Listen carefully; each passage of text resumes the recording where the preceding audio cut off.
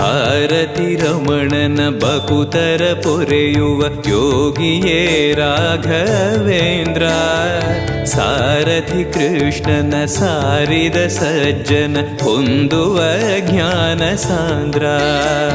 ಶಾಂತವನ ಬಹುಶಾಂತವನ ಬೃಂದಾವನ ವೇದ ಭವನ. ನೋಡುವರ ಕೊಂಡಾಡುವರ ಪುಣ್ಯ ಕೋಟಿ ಉದಯ. पूज्याय राघवेन्द्राय सत्यधर्मरताय च